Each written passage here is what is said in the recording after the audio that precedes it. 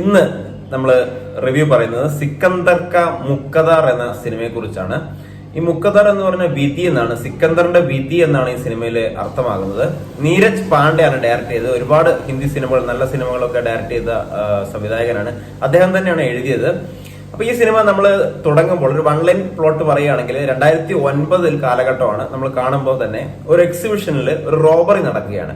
അപ്പൊ റോബറിയിൽ നമുക്കൊരു ഇൻവെസ്റ്റിഗേഷൻ ഓഫീസറായിട്ട് ഒരു ജസ്വിന്ദർ സിംഗ് എന്നൊരു ക്യാരക്ടർ വരികയാണ്. മികച്ച അഭിനയമാണ്. അപ്പൊ അദ്ദേഹം വരുന്നു.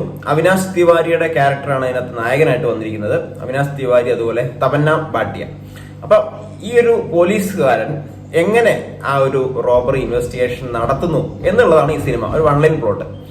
അപ്പോ ബാക്കിയുള്ളത് നിങ്ങൾ സിനിമ കണ്ടു തന്നെ അറിയുക, ഞാൻ പറയുന്നില്ല.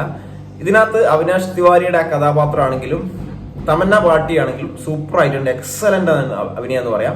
പിന്നെ കുറച്ച് ക്ലീഷയും കാര്യങ്ങളൊക്കെ ഉണ്ട്. നമ്മൾ നോക്കുകയാണെങ്കിൽ ഇപ്പോൾ ഒരു രണ്ടുപേര് കാണുകയാണ്, അവര് പരസ്പരം അട്രാക്ഷൻ വരുന്നു, റൊമാൻറ്റിക് ലവ് സീനിലേക്കൊക്കെ പോകുന്നു. അതൊക്കെ സാധാരണ ചില സിനിമകളിലെ പോലെയൊക്കെ ഉണ്ട്. അത് വേറെ ഏതെങ്കിലും രീതിയിലായിരുന്നെങ്കിൽ കുറച്ചും കൂടെ നന്നായിരിക്കും എന്ന് എനിക്ക് തോന്നിയായിരുന്നു.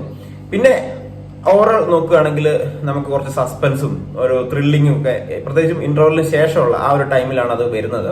അവസാനമാണെങ്കിൽ നമുക്ക് ഇതിനകത്ത് ഡയറക്ടർ നമ്മൾക്ക് വിട്ടു തന്നിരിക്കുകയാണ്. ലാസ്റ്റ് നമുക്ക് എങ്ങനെ വേണമെങ്കിലും ഈ സിനിമ ചിന്തിച്ചെടുക്കാവുന്നതാണ്.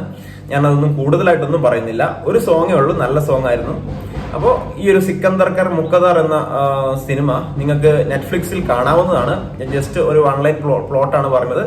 സിനിമ ഓവറോൾ നോക്കുകയാണെങ്കിൽ നല്ലൊരു വൺ ടൈം വാച്ചബിൾ സിനിമ എന്ന് തന്നെ പറയാവുന്നതാണ്. അപ്പൊ നിങ്ങൾക്ക് ഞാൻ ഇതിനകത്ത് ഒരു 10ൽ ഒരു 7 മാർക്ക് കൊടുക്കുന്ന ഒരു സിനിമയാണ്. നിങ്ങൾക്ക് തീർച്ചയായിട്ടും നെറ്റ്ഫ്ലിക്സിൽ കാണാവുന്നതാണ്.